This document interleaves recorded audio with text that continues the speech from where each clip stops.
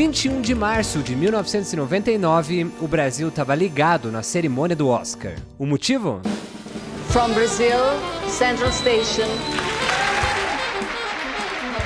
Porque é o seguinte, era impossível levar aquele prêmio. Do Oscar? Imagina! A estatueta é questionável até hoje, né? Não só pela gente, né? Mas por outras pessoas, outras atrizes lá fora vivem falando sobre isso. Please welcome Fernanda Montenegro.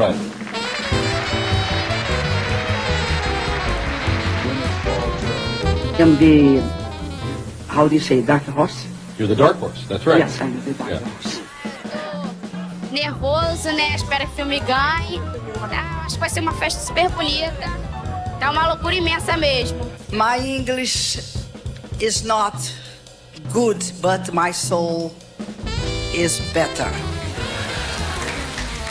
Na hora do talento é de igual para igual.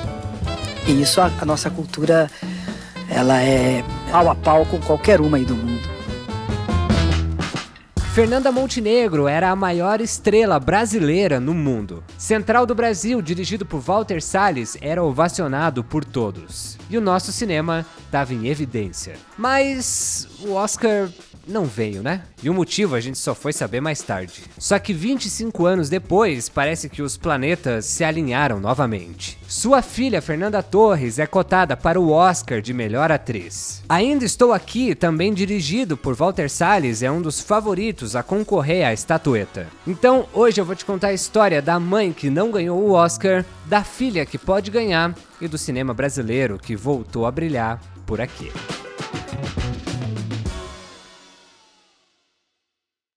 Se existisse um Oscar do mundo do vestuário, eu acho que você sabe quem ganharia, né? And the Oscar goes to... A Black Friday da Insider ainda tá rolando e essa é a hora de você adquirir sua peça. Seja para aumentar seu guarda-roupa Insider ou para você que sempre viu eu recomendando por aqui, mas nunca experimentou a sensação de liberdade e conforto. Sabe aquela peça que não desbota, desamassa sozinha no corpo e é anti-odor? Então, ela é tudo isso e mais um pouco. Mas a Insider tem outras peças incríveis além da Tech T-shirt para você montar o seu look. Para os homens, a gente tem a Tech T-shirt gola U, a Tech T-shirt gola V, a Daily T-shirt, a cueca Comfort, a cueca Performance, a Undershirt, o Everyday Shorts e muitos outros. E para as mulheres, a gente tem o Perfect Top, a Daily T-shirt, a Tech T-shirt gola U e gola V, a Wingsuit, a Wide Leg e a saia Envelope Breeze. Todos são perfeitos para você enfrentar o calor sem perder o estilo e o conforto. Aproveitar esse desconto é garantir a verdadeira loucura pelo conforto. Porque, convenhamos, né? A maior loucura seria não pegar essa chance agora, né? Com o meu cupom especial APROFUNDOBF, somado aos descontos do site, você consegue até 40% de desconto. É o momento perfeito para você garantir a sua. Acesse pelo link na descrição que o desconto já vai automaticamente pro carrinho. Primeiro, a gente precisa conhecer Walter Moreira Salles Jr., nascido em 12 de abril de 1956, no Rio de Janeiro. Ele é filho do embaixador Walter Moreira Salles e da embaixatriz Elisa Margarida Gonçalves. Walter hoje é o segundo cineasta mais rico do mundo, ficando apenas atrás de George Lucas. O motivo? Seu pai fundou o Unibanco, que depois veio a se fundir com o Itaú. Ele também é um dos herdeiros da Companhia Brasileira de Metalurgia e Mineração, líder global na extração de nióbio. Formado em economia pela PUC do Rio, Salles posteriormente estudou comunicação audiovisual na Universidade do Sul da Califórnia. Um dos seus primeiros trabalhos foi o documentário Franz Krajberg, o poeta dos vestígios, que conta a história de um dos maiores escultores contemporâneos. Franz imigrou para o Brasil fugindo da Segunda Guerra Mundial e acompanhou passo a passo o roteiro do fogo e da destruição das matas tropicais amazônicas. Walter sempre se interessou em contar histórias tocantes sobre temas sensíveis que assolavam o Brasil durante a ditadura militar e posteriormente nos anos Collor. Então, a ideia do seu próximo documentário viria de uma maneira bem inusitada. Em 1993, Maria do Socorro Nobre, uma presidiária condenada a 6 anos de prisão por assalto à mão armada,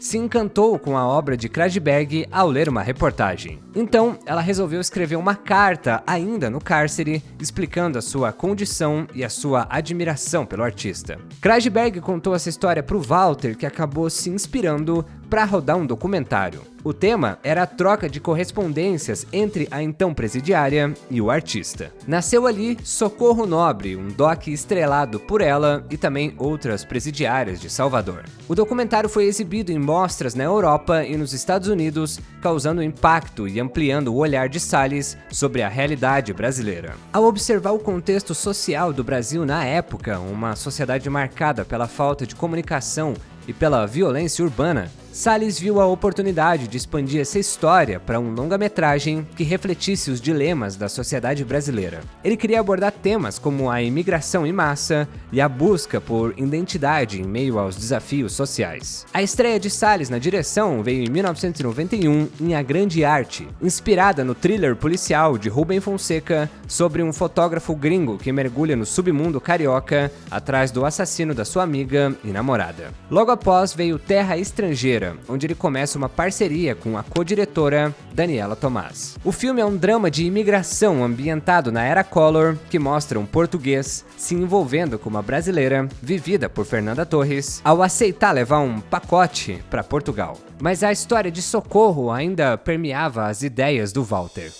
Movido pelo impacto daquele documentário e pela falta de comunicação no Brasil na época, Walter Salles decidiu transformar a ideia em um longa-metragem. Ele explicou que queria fazer um filme que refletisse a sociedade brasileira contemporânea. Muitas famílias estavam desestruturadas, com parentes desaparecidos devido à imigração em massa do início dos anos 90. Mais de 1 milhão de brasileiros deixaram o país, principalmente por conta do Plano Collor, que visava reestruturar a economia nacional, mas acabou gerando crises e incertezas. Os roteiristas do filme foram Marcos Bernstein e João Emanuel Carneiro. João, aliás, é autor de 2 sucessos tremendos na Globo, A Favorita e Avenida Brasil. Inclusive, eu já fiz um vídeo sobre a Avenida Brasil, contando a história completa e também por que ela foi um fenômeno. Vou deixar o link aqui na descrição para você assistir depois. A escolha do elenco para a Central do Brasil foi um processo muito cuidadoso, com a combinação de atores experientes e estreantes, criando uma autenticidade que marcou o filme. Walter Salles, que há quase uma década sonhava em trabalhar com Fernanda Montenegro, finalmente encontrou o projeto ideal para concretizar essa parceria. Com o roteiro ganhando vida, Salles percebeu que Montenegro era a escolha perfeita para o papel de Dora. Em suas palavras, o filme foi escrito e pensado para ela. Na época, Fernanda Montenegro já era um ícone do teatro, cinema e televisão, reconhecida por seu talento e intensidade em cada interpretação. Além de Montenegro, o elenco contou com grandes nomes como Marília Pera e Otton Bastos, e também com talentos inesperados. João Braz da Silva, um fotógrafo local que assumiu o papel de retratista em Bom Jesus do Norte, era um dos não atores escolhidos. Essa mistura de profissionais renomados e rostos novos trouxe uma camada de realismo e naturalidade que o Walter Salles buscava para o filme, evitando aqueles estereótipos e garantindo uma conexão genuína com o público. Agora, um dos maiores desafios foi na busca pelo ator ideal para interpretar o Josué. Segundo o livro autobiográfico da Fernanda Montenegro, a realização do filme chegou a ficar em risco se não encontrassem um menino certo para o papel. Um ator mirim chegou a ser selecionado, mas desistiu, forçando a suspensão das gravações. A solução então veio de um encontro inesperado entre Walter e Vinícius de Oliveira, que trabalhava como engraxate no aeroporto Santos Dumont. Estava no aeroporto Santos Dumont engraxando sapatos fora do aeroporto. Então eu resolvi ir dentro do aeroporto ver se conseguia um par para eu engraxar sapatos. Então, como eu não consegui, eu vi o Valtinho, mas ele tava de tênis. Tava de tênis? Tava. Só pra te sacanear mesmo, ele já saiu de casa de tênis. E aí? Eu pedi um trocado a ele. Aí ele falou que não me dava, mas me pagava o lanche. Então, ele me pagou o lanche. Miserável. Pagava um lanche, e aí? Foi me perguntar se eu queria fazer um teste para um filme. Aí eu falei que sim. Ele me deu o endereço da Glória, que era o lugar para eu ir fazer o teste. Era na Glória? Era. E a data. Decorei primeiro o texto, depois eu fiz o teste e passei. Vinícius conquistou o papel, trazendo exatamente a essência que o Walter buscava. Um menino que, apesar da luta pela sobrevivência, mantinha a inocência. Mais tarde, ele também atuaria em filmes como Boi Neon e Linha de Passe. É muito louco porque essa história de bastidor também daria um filme, né? O Vinícius, uma criança tendo que trabalhar como engraxate, acaba estrelando uma das maiores obras do cinema mundial. Um filme que concorreu ao Oscar. Essa história é muito doida, né?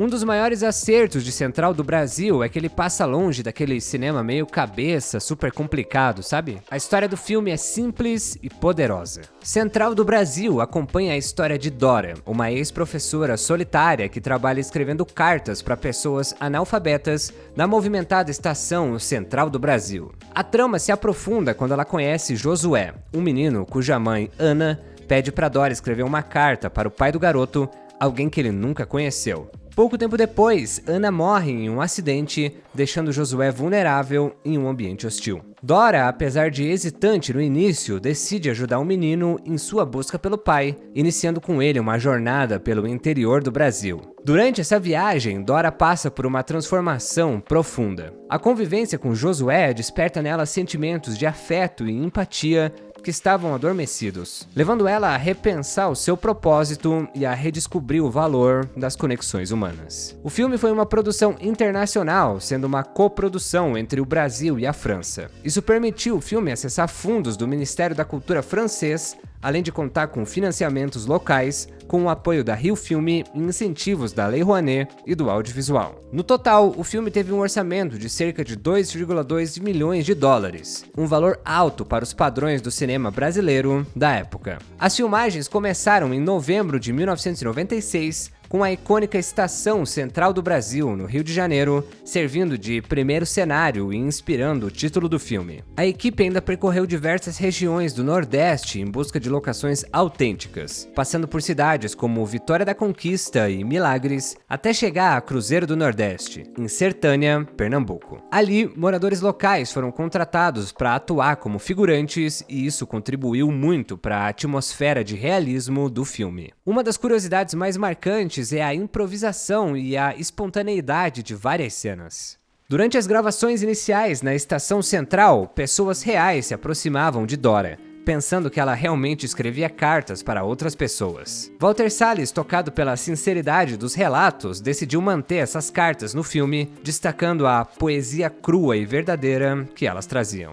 A cena da Romaria, que reuniu cerca de 800 pessoas, incluindo moradores locais e participantes de cidades próximas, foi gravada intensamente por 3 noites consecutivas. Essa cena foi inspirada em uma peregrinação que a equipe presenciou meses antes e, com a participação genuína dos figurantes, se tornou uma das sequências mais autênticas e emocionantes do filme. Com certeza é uma das cenas mais lindas que eu já vi no filme. A fotografia em Central do Brasil, dirigida por Walter Carvalho, é uma peça-chave na construção da narrativa e no aprofundamento emocional do filme. Carvalho, que já havia colaborado com Walter Salles em Terra Estrangeira, foi escolhido pela sua abordagem que dispensava técnicas sofisticadas e equipamentos pesados, favorecendo uma estética mais crua e íntima. Na trilha sonora, Antônio Alves Pinto e Jacques Morelenbaum criaram uma camada essencial para as emoções do filme. A trilha de Central do Brasil conquistou elogios por sua capacidade de transcender a tela e de se fixar na memória, como uma extensão emocional da própria narrativa. Quando a trilha tocar lá pelo final do filme, você já até tá cantarolando junto.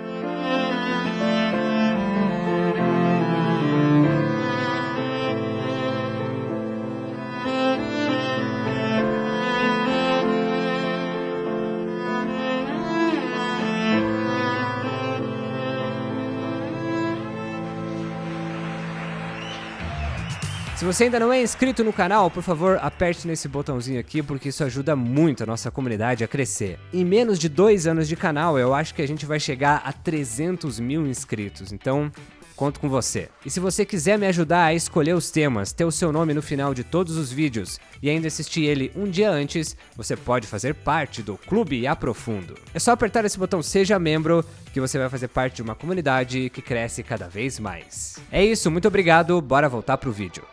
A distribuição de Central do Brasil foi estrategicamente planejada para maximizar o seu alcance internacional, aproveitando o prestígio recebido em festivais. O filme estreou em uma mostra na Suíça e, em seguida, no Festival de Sundance, onde foi aclamado e chamou a atenção de grandes distribuidoras. A disputa pelos direitos levou a um acordo entre a Miramax e a Sony Pictures Classics, assegurando a distribuição nos Estados Unidos, Europa e América Latina. O sucesso continuou em festivais como o de Berlim, onde ganhou o Urso de Ouro e o Urso de Prata de Melhor Atriz. Por aqui, Central do Brasil foi lançado em abril de 1998 com uma abordagem inicial modesta que priorizava o eixo Rio-São Paulo e contava com a força do boca a boca. Só que aí tudo mudou.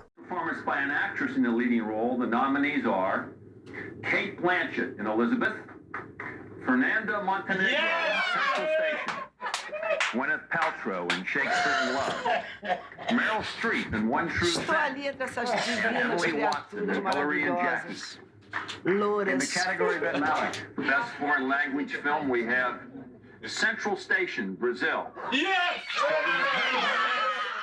Films selected as the Best Picture nominees of 1998 are Elizabeth, Alison Moore, Eric Filner, and Tim Bevan, producers. Com o impulso das indicações ao Oscar, o filme teve um relançamento em 1999, aumentando a sua circulação no país. No total, o filme alcançou cerca de 1,6 milhões de espectadores no Brasil e arrecadou 17 milhões de dólares mundialmente, consolidando seu sucesso nacional e internacional. O impacto internacional do filme despertou um grande apoio do público, que torceu intensamente para que Central do Brasil conquistasse o Oscar. Até hoje, quando o filme é reprisado na Globo, é comum a gente ver entre os tópicos mais comentados no Twitter, com o público celebrando a sua qualidade. Apesar da torcida, o Oscar de 1999 estava envolvido em muita polêmica. A disputa pelo Oscar de Melhor Atriz em 1999 foi marcada pela forte campanha de Gwyneth Paltrow, que muitos consideram ter sido um fator decisivo na sua vitória.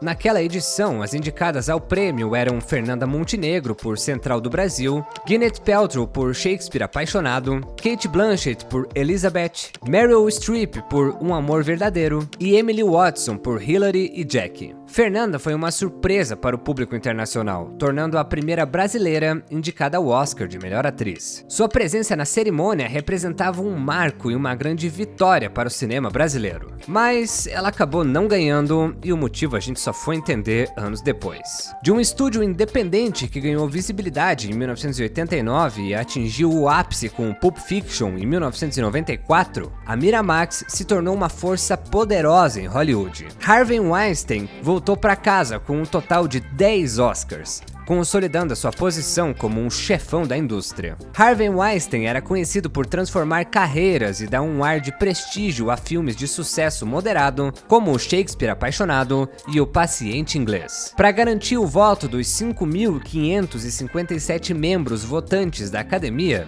a Miramax lançou uma campanha publicitária agressiva, investindo 15 milhões de dólares. Um valor sem precedentes até então. A teoria é que o Weinstein comprou os direitos de distribuição de Central do Brasil nos Estados Unidos para impedir que outra distribuidora promovesse o filme com força. Dessa forma, ele concentrou os esforços da Miramax para que A Vida é Bela vencesse o Oscar de melhor filme estrangeiro, e não Central do Brasil, e que Gwyneth Paltrow ganhasse o Oscar de melhor atriz, e não Fernanda. Poucos imaginavam naquela época as práticas polêmicas que ocorriam nos bastidores da Miramax. A cantora Courtney Love chegou a alertar o público em 2005, mas apenas anos depois a extensão do comportamento de Weinstein veio à tona. Em fevereiro de 2023, ele foi condenado a 16 anos de prisão. O desfecho já é bem conhecido. O Brasil saiu derrotado em ambas as categorias. Anos depois, Glenn Close expressou publicamente que acreditava que Fernanda Montenegro merecia o Oscar, reacendendo o debate sobre a justiça da vitória. I remember the year Gwyneth Paltrow won over that incredible actress who was in Central Station. I thought, what? You know, it's like, you know, it doesn't make sense. A cerimônia de 1999, até hoje, permanece um símbolo de como o Oscar nem sempre premia os melhores e de que a gente nunca vai saber direito o que acontece nos bastidores dessas premiações. Os anos se passaram e os envolvidos no filme seguiram as suas carreiras de forma brilhante. Walter dirigiu outros filmes significativos como Linha de Passe e Água Negra. Além de fazer várias peças e novelas de sucesso, Fernanda Montenegro foi a primeira brasileira a vencer o Emmy Internacional na categoria de Melhor Atriz pela atuação em Doce de Mãe em 2013. No mesmo ano, ela foi eleita a 15ª celebridade mais influente do país pela revista Forbes. Em 2015, Marcelo Rubens Paiva, um grande escritor brasileiro, publica o livro Ainda Estou Aqui, que trata da história da sua família, do assassinato do seu pai, Rubens Paiva, pela ditadura militar e da trajetória de Eunice Paiva, que denunciou o desaparecimento do marido por décadas e lutou pelos direitos indígenas. Marcelo ganhou seu 3º prêmio Jabuti e foi indicado aos prêmios Oceanos e governador do estado. Walter, após ler o livro, decidiu transformá-lo em filme. Em entrevista ao Estado de Minas, ele diz: "A publicação do livro de Marcelo sobre seus pais e o relato da reconstrução que sua mãe faz da memória familiar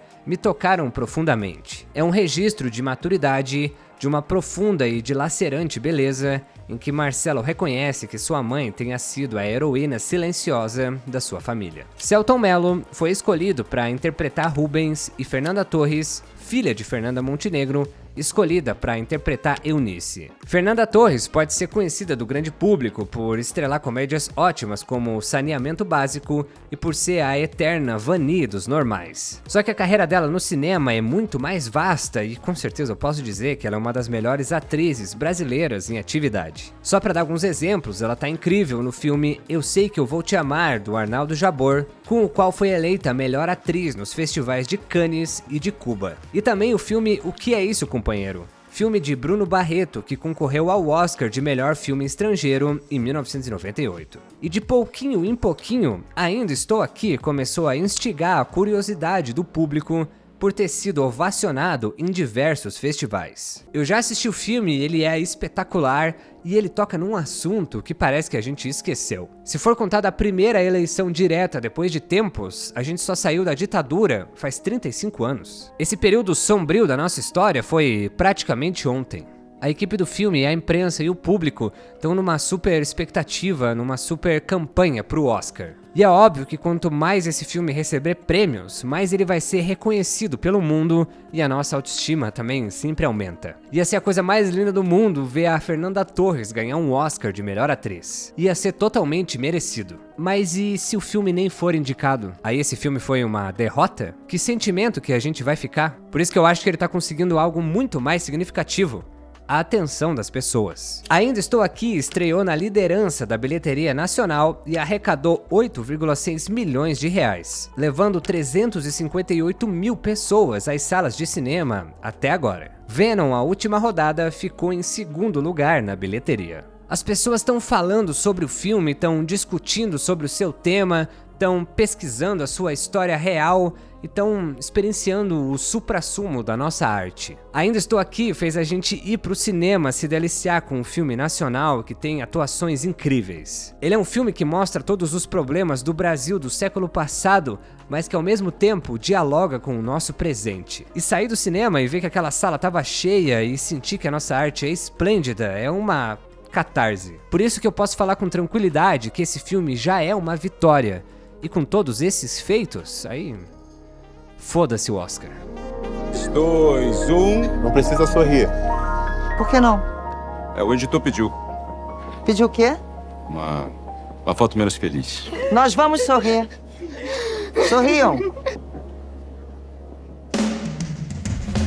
Oi, meu nome é Lucas Seixas, eu sou jornalista e criador de conteúdo. E aí, o que você achou do cenário novo aqui do Aprofundo? Se você me segue lá no @aprofundoideias no Instagram, você viu que eu construí todo esse cenário e ficou sabendo de coisas antes de todo mundo. Então, para você saber vários bastidores e ainda trocar uma ideia comigo, vá lá no @aprofundoideias. E aí, você já foi assistir Ainda Estou Aqui? Eu assisti esse filme, era um domingo, numa sessão das 9h30 da noite, e simplesmente tinha muita gente na sessão. Diferentemente de outros filmes aí, né, que eu fui assistir, só tinha eu no meio da sessão, né, não vou dizer qual, mas tem vídeo aqui no canal, vou deixar o link aqui na descrição, Maoe. Mas esse filme me tocou muito e Eu acho que os filmes do Walter Salles sempre tem essa pegada muito boa. Eu gosto muito do Água Negra também, de ser essa pegada de terror, né? Com um filme mais hollywoodiano, americano, com a Jennifer Connelly. Mas Central do Brasil e Ainda Estou Aqui são os 2 filmaços do Walter. E o cuidado de Ainda Estou Aqui com a direção de arte, eu nem sei como é que eles fizeram isso, mas tipo, passando pelo Rio de Janeiro, com todos os carros dos anos 70, com toda a direção de arte, os móveis, as tomadas, a praia de fundo, só tinha prédios daquela época, não tinha nenhum arranha-céu. Eu achei que isso é a coisa mais incrível do universo. Lembrando que nós estamos na Black Friday, e se você usar o meu cupom APROFUNDOBF na Insider, você vai ter vários descontos. Eu mesmo já estou usando essa tech t-shirt azul, linda, maravilhosa. Se você quiser uma igual, é só apertar no link aqui da descrição. É isso, minha gente. Muito obrigado por ter assistido mais um vídeo do Aprofundo até o final. A gente se vê na próxima. Até mais.